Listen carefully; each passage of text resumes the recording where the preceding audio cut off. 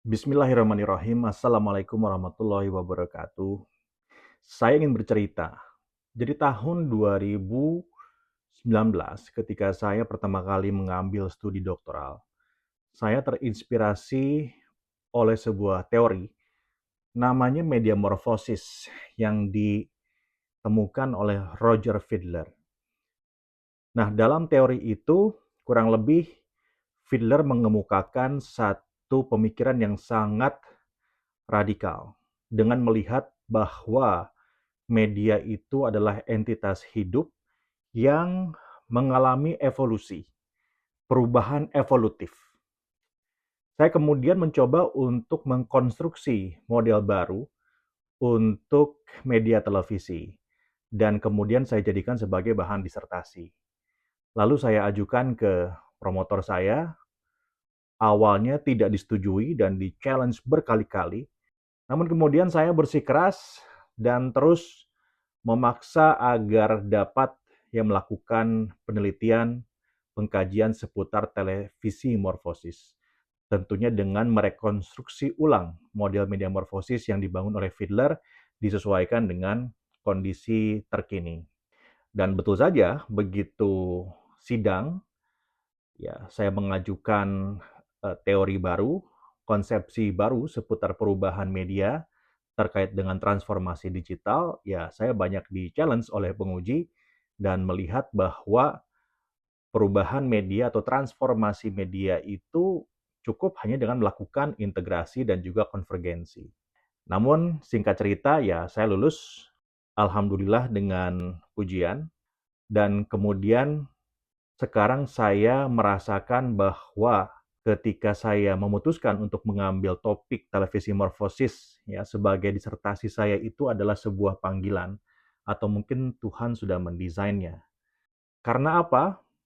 Kita melihat hari-hari ini ya terjadi di depan mata kita.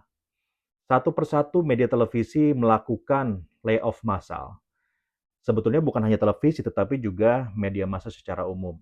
Ini bukan sekedar krisis industri. Kita tidak bisa melihatnya dari kacamata yang sempit bahwa terjadi krisis industri di media massa. Ini adalah gejala keruntuhan sistem komunikasi yang tidak berubah. Jadi sebetulnya lebih kompleks. Ya, ada gejala tentang keruntuhan sistem komunikasi yang tidak adaptif dengan interplay teknologi yang memang sangat kompleks. Lalu kemudian saya melihat ada sikap yang muncul, baik dari pelaku media ataupun juga tentu dari banyak pengamat, ya bahwa runtuhnya media massa ataupun televisi ini dikarenakan digitalisasi. Mereka menyalahkan TikTok, mereka menyalahkan YouTube, mereka menyalahkan Netflix, Disney, dan seterusnya. Mereka menyalahkan algoritma secara umum. Tapi sebenarnya masalahnya itu bukan ada di luar sana. Karena teknologi pasti berubah dan lini masa teknologi itu selalu ke depan, tidak pernah ke belakang, ya kan? Inovasi itu pasti selalu terjadi. Manusia memang harus mau tidak mau menyesuaikan dengan teknologi tersebut. Sehingga saya melihat bahwa masalah sesungguhnya adalah bahwa media ini tidak pernah benar-benar berubah. Media masa yang ada saat ini ya tidak betul-betul menjadi digital, namun tetap ingin mempertahankan media lamanya, media tradisionalnya.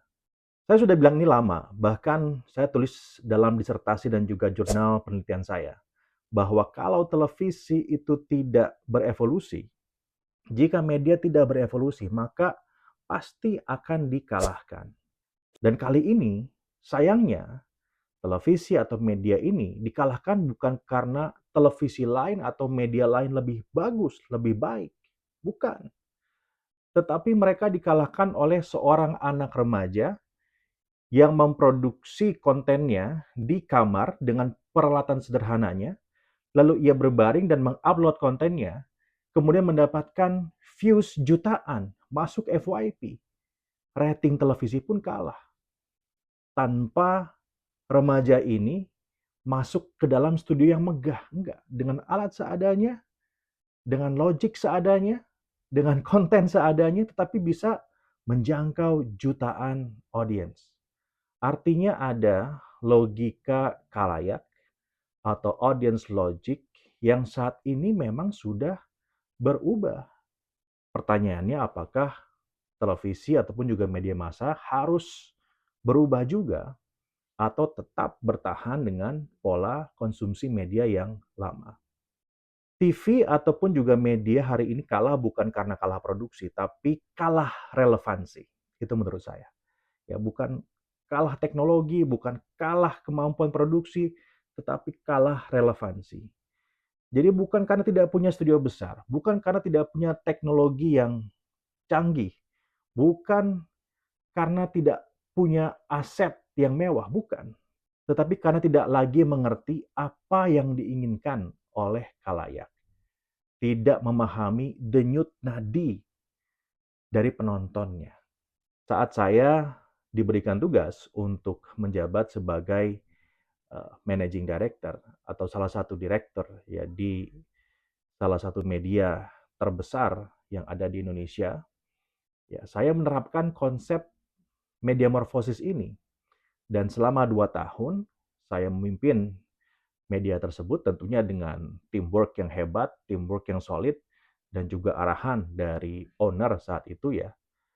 Selama 2 tahun, tidak ada PHK, dan masih menghasilkan profit, masih bertahan, dan juga ada plan untuk melakukan pengembangan jangka panjang. Ya, namun kemudian tentu ada satu momen di mana membuat saya pada akhirnya harus memilih meninggalkan media tersebut dan berada pada posisi saya sekarang ini. Ya. Nah, saya ingin berbagi kepada kawan-kawan semua apa sebetulnya televisi morfosis, apa sebetulnya media morfosis. Jadi, konsep ini merupakan perluasan dari teori media morfosis yang diangkat oleh Roger Fidler. Nah, tapi saya mencoba untuk meletakkan konsep ini di lanskap Indonesia pada konteks era platform digital. Ya karena toh sekarang kita sebut bahwa media itu ada di platform digital atau juga dikatakan media baru or new media. Nah, televisi morfosis itu atau media morfosis itu ada 3 fase. 3 fase ini harus diikuti oleh media yang akan melakukan transformasi. Nggak bisa setengah-setengah atau tidak cukup hanya melakukan 1-2 fase aja. Tiga-tiganya harus dilewati. Yang pertama adalah fase coevolution, yaitu saat media lama dan baru hidup berdampingan. Yang kedua, fase convergence, yaitu saat media lama ini melebur menjadi media baru, mulai mewariskan sifat media lamanya ke media baru, dan media baru mulai menyerap sifat-sifat terbaik dari media lama. Artinya, media ini harus berubah, harus menjadi entitas digital. Tidak cukup hanya mendigitalisasi media analognya, tetapi harus menjadi digital. Dan untuk bisa selesai pada 2 fase pertama, yaitu koevolusi dan juga konvergensi, yang ketiga pasti akan memasuki fase kompleksitas, yaitu saat ketika sistem baru lahir, maka pasti akan terjadi guncangan, akan terjadi chaotic. Kenapa? Karena akan ada struktur baru yang akan dilahirkan dan barangkali berbeda jauh rupanya, polanya dari struktur produksi media lama. Contoh, media baru itu sifatnya 2 arah, sementara itu media lama sifatnya 1 arah. Itu saja sudah berbeda. Media lama itu programmingnya linear, ya dari pagi sampai malam harus diisi terus tuh acara ya dengan program yang berbeda-beda.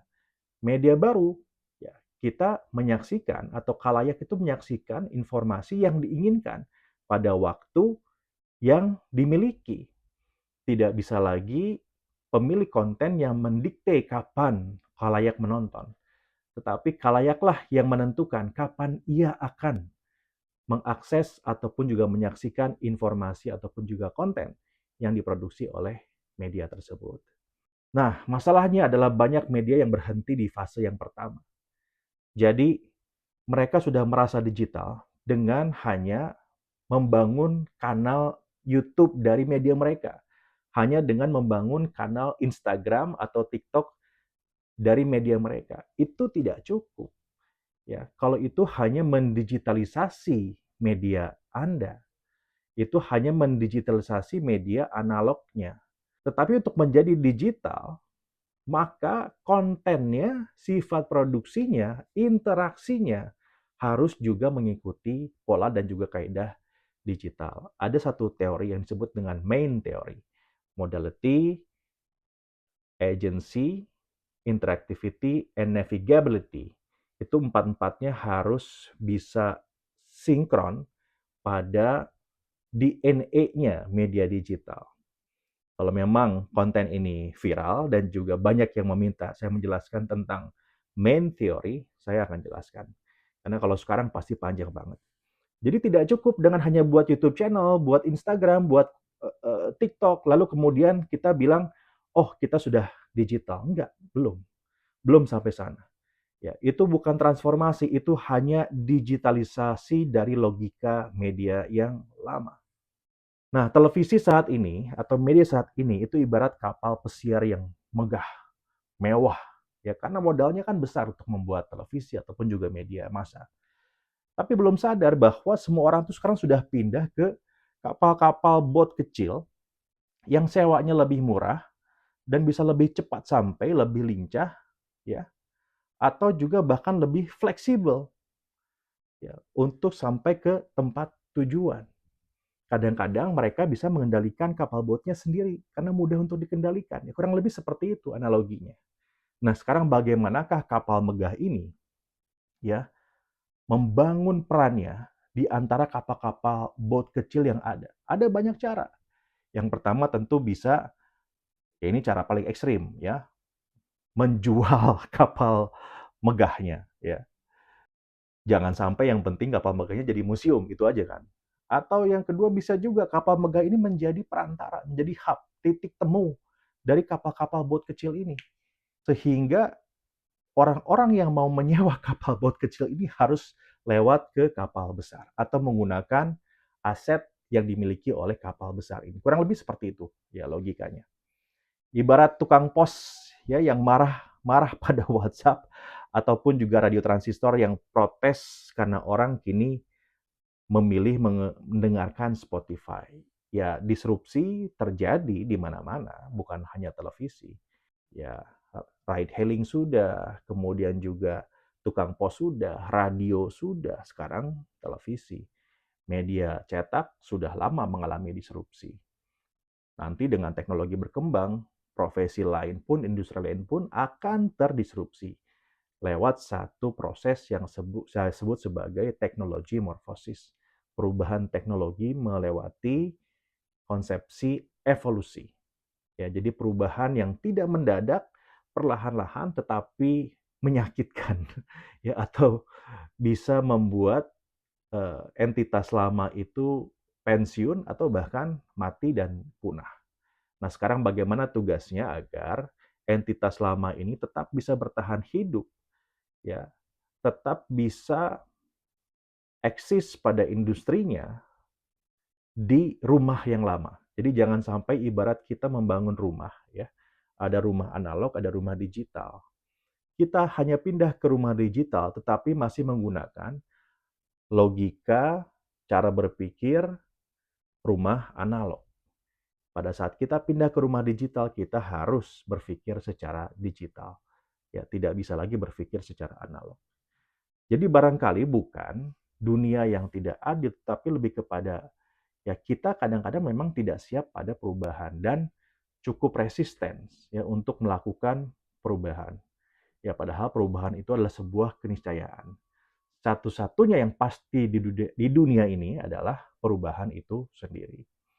Nah, banyak yang berpikir bahwa perubahan itu soal teknologi, padahal yang paling berat sebetulnya adalah merubah pola pikir, melepas cara pikir yang lama dan kemudian beradaptasi dengan cara pikir yang baru.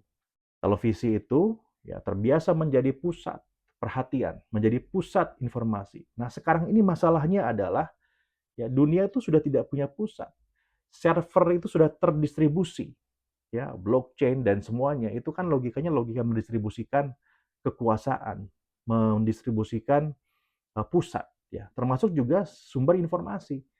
Ya, sekarang pusat informasi itu ada di mana-mana dan kecil. Ini satu pola konsumsi produksi yang jauh-jauh berbeda. Konten viral itu ya sekarang tidak lagi lahir di ruang rapat, tetapi bisa lahir dari ruang tidur, di ruang tamu, di warung kopi, di mana saja, pagi, siang, sore, malam. Ya, sehingga mindset produksi saja sudah harus diubah. Dunia hari ini adalah dunia yang decentralized. Ini yang ingin saya sampaikan. Ya, dunia saat ini adalah dunia yang decentralized, participatory, and algorithmic. Ini ada 3 pilar nih perubahan teknologi sekarang. Yang pertama adalah decentralized, yang kedua participatory, dan yang ketiga adalah algorithmic.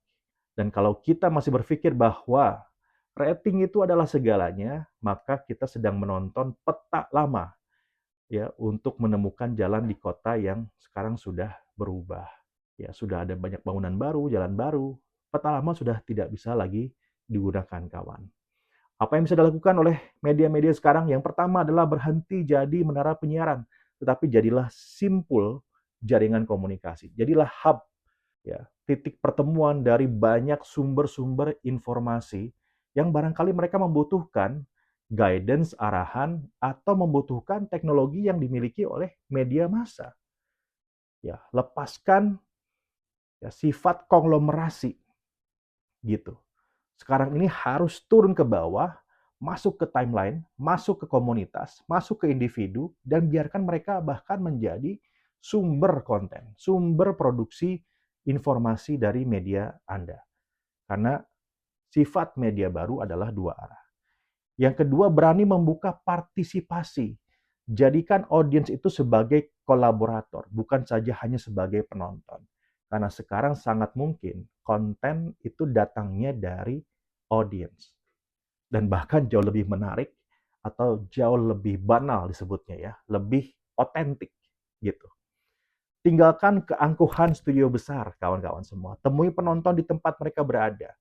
Cari FYP, cari timeline, cari komentar. Kalau perlu message penonton, DM penonton, bikin polling dengan penonton, bikin gamification dengan penonton.